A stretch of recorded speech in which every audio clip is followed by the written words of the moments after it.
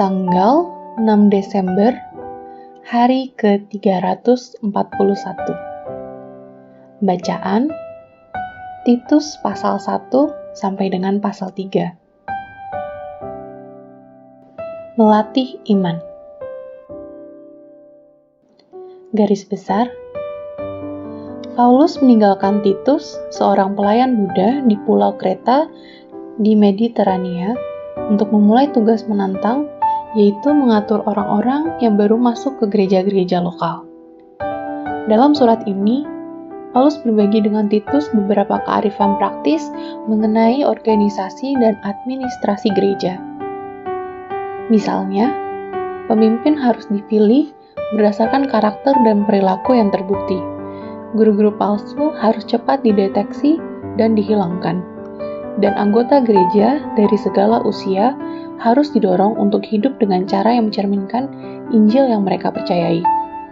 Tua dan muda, pemimpin dan awam, semua harus menunjukkan realitas iman mereka dengan berhati-hati untuk sungguh-sungguh berusaha melakukan pekerjaan yang baik.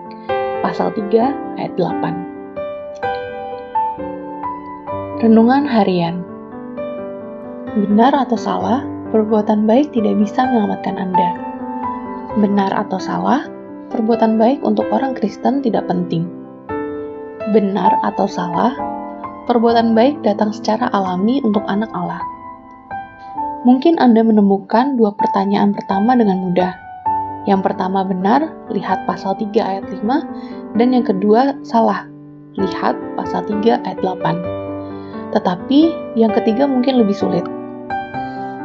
Dalam 2 Korintus pasal 5 ayat 17, Paulus menjelaskan bahwa seorang Kristen baru adalah ciptaan baru, dengan keinginan baru, ambisi, dan kemampuan untuk hidup bagi Allah. Tetapi, sama seperti anak-anak, membutuhkan bimbingan dan pelatihan oleh orang tua mereka jika mereka ingin berkembang secara normal. Maka, anak-anak rohani harus diajarkan ajaran yang sehat. Pasal 2 ayat 1.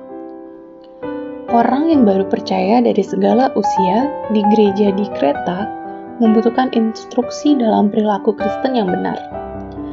Paulus juga memiliki beberapa kata tepat untuk Anda, tanpa memandang usia, jenis kelamin, atau tindakan kedewasaan Anda sebagai orang Kristen. Saat Anda membaca, perhatikan nasihat yang ditujukan langsung kepada Anda dan rekan-rekan Anda. Tuliskan dalam buku catatan atau selembar kertas, jika memungkinkan, cari kelompok pendalaman Alkitab lain dan diskusikan bersama apa yang telah Anda pelajari.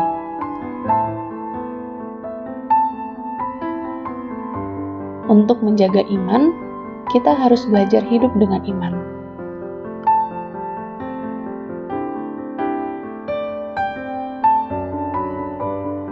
Pendalaman. Injil ringkas. Titus pasal 2 ayat 11 sampai 14. Jika Anda mencari pernyataan singkat yang menjelaskan makna Injil, Anda hampir tidak dapat berbuat lebih baik daripada Yohanes pasal 3 ayat 16. Tetapi, dalam Titus pasal 2 ayat 11 sampai 14 dijelaskan juga secara singkat. Dalam 4 ayat pendek ini mencakup keselamatan, pengudusan, dan pengagungan, atau bagaimana kita ditebus, bagaimana kita harus hidup, dan apa yang dapat kita nantikan. Amin. Tuhan Yesus memberkati.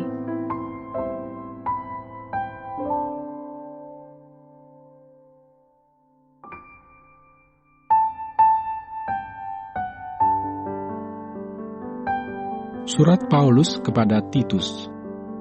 Titus pasal 1. Salam dari Paulus hamba Allah dan Rasul Yesus Kristus untuk memelihara iman orang-orang pilihan Allah dan pengetahuan akan kebenaran, seperti yang nampak dalam ibadah kita, dan berdasarkan pengharapan akan hidup yang kekal yang sebelum permulaan zaman sudah dijanjikan oleh Allah yang tidak berdusta, dan yang pada waktu yang dikehendakinya telah menyatakan firman-Nya dalam pemberitaan Injil yang telah dipercayakan kepadaku, sesuai dengan perintah Allah, Juru Selamat kita.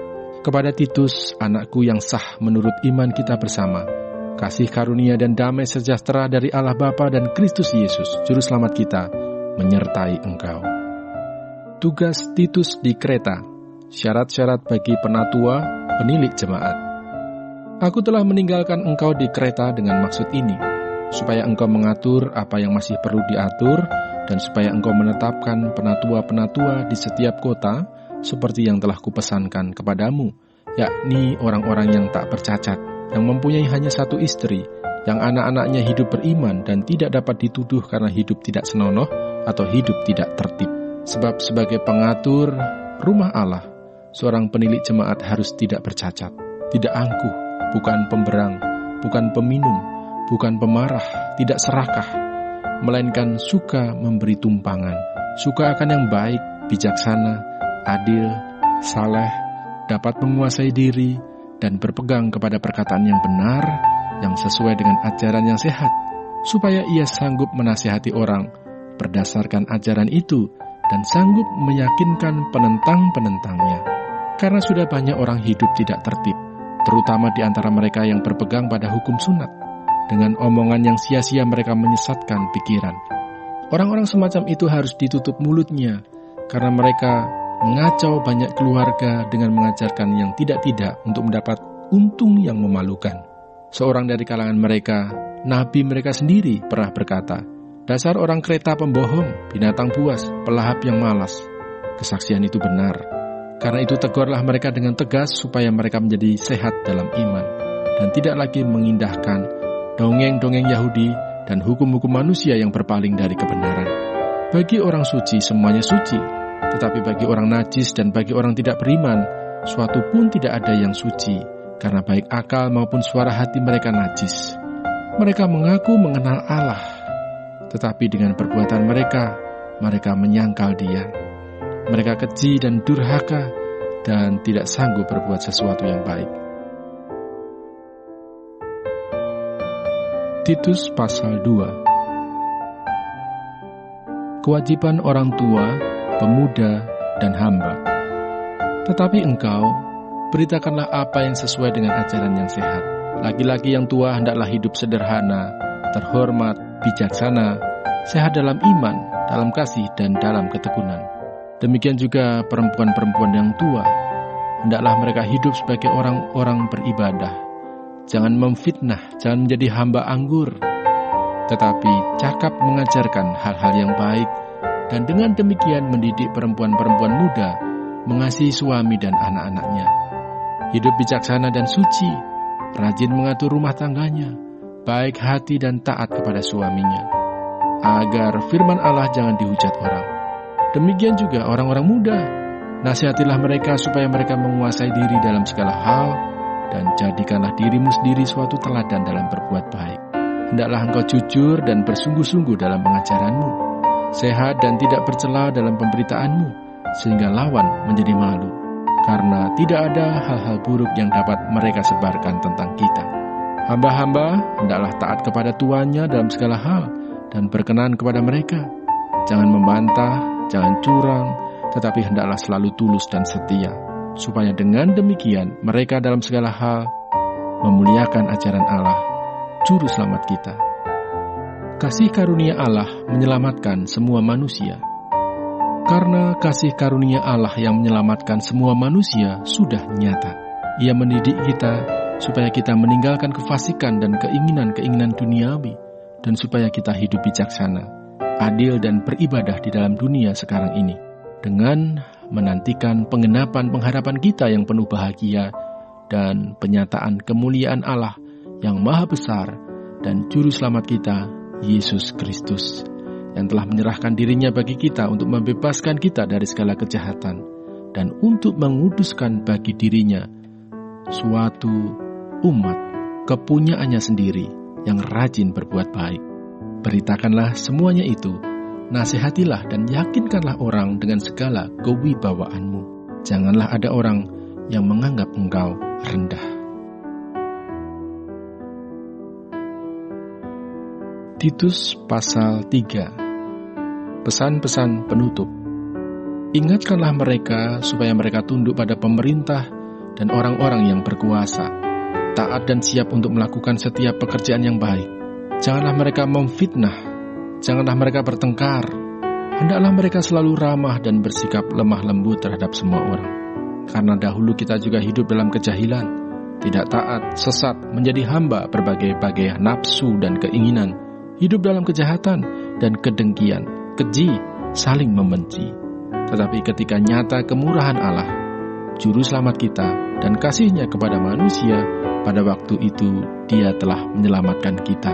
Bukan karena perbuatan baik yang telah kita lakukan, tetapi karena rahmat-Nya oleh permandian kelahiran kembali dan oleh pembaharuan yang dikerjakan oleh Roh Kudus yang sudah dilimpahkannya kepada kita oleh Yesus Kristus Juru Selamat kita, supaya kita sebagai orang yang dibenarkan oleh kasih karunia-Nya berhak menerima hidup yang kekal sesuai dengan pengharapan kita. Perkataan ini benar dan aku mau supaya engkau dengan yakin menguatkannya, agar mereka yang sudah percaya kepada Allah sungguh-sungguh berusaha melakukan pekerjaan yang baik. Itulah yang baik dan berguna bagi manusia.